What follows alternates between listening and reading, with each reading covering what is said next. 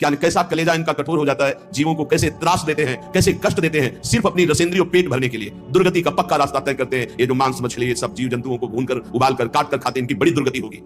जो मदिरा पीते हैं उनमें व्यभिचार दोष आ जाता है, क्रोध बढ़ जाता है, हिंसा करने में कोई उनको संकोच नहीं होता, बहुत बुद्धि भ्रष्ट कर देती है। इसलिए मदिरापान से बचे। अगर पापाचरण से बचना है तो पहले गंदा आहार गंदा पेय इसको रोके। जहां आपकी बुद्धि शुद्ध हुई तो वो आपको गलत मार्ग में जाने से बचा लेगी। अपवित्र बुद्धि सदैव गलत मार्ग की ही प्रेरणा करती रहती है। जहां गलत मार्ग की प्रेरणा करने वाली कुमति होती है वहां विपत्ति, दुख, चिंता, शोक, डिप्रेशन ये सब भरा रहता है। जहां कुमति होती है वहां यही सब होता है, और कुमति का विस्तार हो रहा है, कलयुग है। जहां सुमति होती है वहां सुख, संतोष, शांति, दया, करुणा, मैत्री ये दिव्य भागवती गुण प्रकट होते हैं। जहां सुमति तहां संपत्ति नाना, जहां कुमति तहां विपत्ति निधान। नाना प्रकार की दुख वृत्तियां कुमति में बसी हुई है। इसलिए भाई पहले तो अपने मन को यह समझा लो कि आज ही मरा, पता नहीं कब शरीर छूट जाए। और आज से नियम लो कि जैसे मरने वाला सोचता है अब तो मरना ही है तो पाप क्यों करें, भगवान का भजन करेंगे।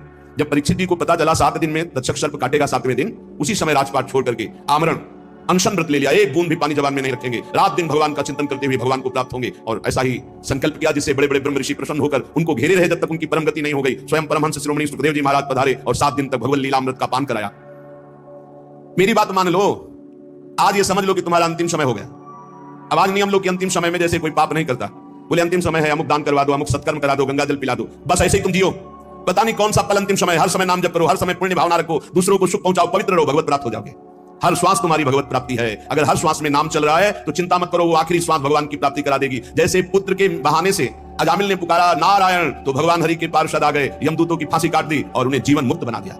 हम भगवान को भगवान जानकर पुकारेंगे, हमारा कल्याण नहीं हो जाएगा। वो पुत्र के बहाने नारायण पुकार रहा है, उसका कल्याण हो गया। हम जानबूझकर राधा राधा हर श्वास बोल रहे हैं, हमारा कल्याण, हरे कल्याण का परम कल्याण हो जाएगा। इसलिए जब जान लिया कि तुम्हारी मृत्यु होनी है तो कह रहे हैं कामिनी रूपाग्नौ न पतंगो वन्य पतरे चक्षु प्रमादादपि। प्रमाद मत करो, दूसरों की माता बहनों की तरफ काम भावना से मत देखो, ये तुम्हारा नाश कर देगी। ये वृत्ति तुम्हारा नाश कर देगी, ये नरक ले जाने वाली है। और इस समय कलिकाल का ऐसा प्रवाह है कि कोई ये समझ नहीं रहा कि महान पाप है, इसे मनोरंजन समझा जा रहा है। धर्म पूर्वक स्वीकार करो। धर्म पूर्वक विषय सेवन करने से वैराग्य हो जाता है, और वैराग्यवान ही अनुराग को प्राप्त होता है, वैराग्यवान ही शांति को प्राप्त होता है, वैराग्यवान ही भगवान की प्राप्ति के मार्ग में अग्रसर होता है। श्रीपाद कह रहे हैं जैसे पतंगा दीपक में जलकर नष्ट हो जाता है, ऐसे किसी माता बहन की तरफ जो काम भाव करता है वो नष्ट हो जाता है। पतंगे की तरह क्यों नष्ट हो रहे हो?